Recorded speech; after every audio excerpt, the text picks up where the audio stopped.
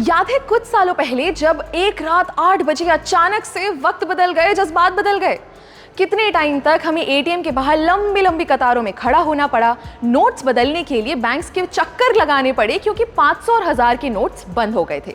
अब उस समय की परेशानी को आप और मैं बहुत अच्छे से जानते हैं और जाहिर है कि तब से हम हर तरीका आजमाते हैं कि उस सिचुएशन में वापस ना जाना पड़े। मगर अगर उस समय हम ब्लॉकचेन टेक्नोलॉजी यूज कर रहे होते तो शायद उतना नुकसान नहीं सहना पड़ता। नमस्कार, स्वागत है आपका जी के डिजिटल शो पर। मैं हूं पलक यादव और आज हम बात करेंगे क्रिप्टो करेंसी के एक बहुत अहम पहलू पर जिसका नाम है ब्लॉकचेन। अब क्रिप्टो तो हम समझ गए, मगर ये सवाल आपके मन में जरूर आया होगा कि आखिर जितनी भी क्रिप्टो से होने वाली ट्रांजैक्शंस हैं उनका रिकॉर्ड कैसे रखा जाता है या उन्हें सिक्योर कैसे किया जाता है, या जो हमने क्रिप्टो के डिसेंट्रलाइज्ड होने की पिछले वीडियो में बात की थी, आखिर वो कैसे पॉसिबल है। इस सब का एक ही जवाब है ब्लॉकचेन। ब्लॉकचेन एक बड़ा सा बटा हुआ डेटाबेस है जो हजारों लाखों कंप्यूटर्स पे शेयर्ड होता है और ये सारे कंप्यूटर्स आपस में कनेक्टेड होते हैं। आसान भाषा में कहें तो जैसे एक दुकानदार अपने पास एक रजिस्टर बना के रखता है ना कि कितना राशन आया, कितना बिका, ठीक वैसे ही ब्लॉकचेन एक डिजिटल रजिस्टर की तरह होता है। अब वैसे तो ब्लॉकचेन का कई सेक्टर्स में इस्तेमाल हो सकता है, मगर ये हाल ही में सबसे ज्यादा पॉपुलर हुआ क्रिप्टो करेंसी से होने वाली ट्रांजैक्शंस के लिए। वैसे तो ब्लॉकचेन एक एक्सपेरिमेंट के तौर पर 1991 में आया था, मगर इसका इस्तेमाल शुरू हुआ 2009 में जब बिटकॉइन आया। जी हाँ, कुछ सुना सुना लगा। सातोशी नाकामोटो ने जब 2009 में बिटकॉइन शुरू किया, तब ही बिटकॉइन के आसपास उन्होंने ब्लॉकचेन का कॉन्सेप्ट यूज किया। चलिए इसको जरा ऐसे समझते हैं। फर्ज कीजिए आपने बिटकॉइन से कुछ खरीदा या बिटकॉइन खरीदा, तो ये जो ट्रांजैक्शन हुई, ये इंफॉर्मेशन एक ब्लॉक के फॉर्म में बन के सेव हो गई। फिर आपने उस बिटकॉइन को बेचा तो फिर से एक ब्लॉक बन गया। अब ऐसे ही आप जितनी बार ट्रांजैक्शंस करेंगे तो उसका एक ब्लॉक बनता जाएगा और वह सारे ब्लॉक्स एक चेन से जुड़ते जाएंगे, इसलिए इसका नाम है ब्लॉकचेन। सिंपल। मगर ये हमारे ट्रांजैक्शन यानी लेन देन के डेटा को सेव कैसे रखता है?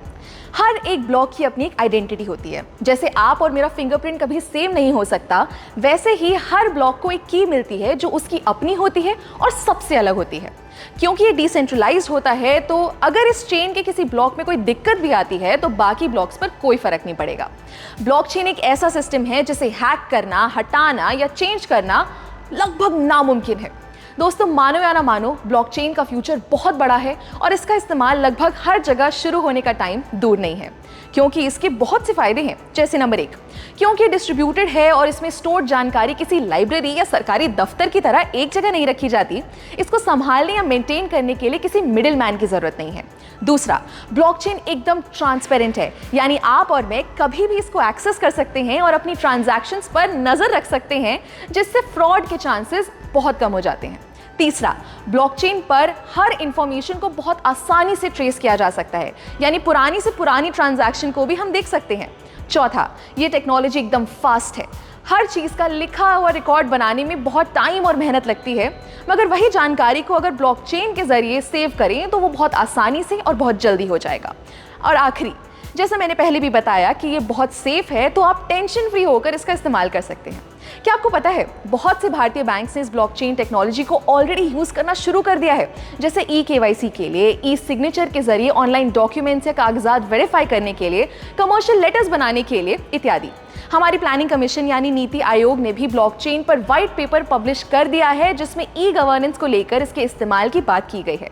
एक मजे की बात बताऊं, 2010 में पहली बार फ्लोरिडा के एक आदमी ने 10,000 बिटकॉइन से 2 पिज्जा खरीदे थे, और आज एक बिटकॉइन की अगर कीमत लगभग 15 लाख रुपए है, तो अनुमान लगाइए 10,000 बिटकॉइंस की कीमत क्या होगी।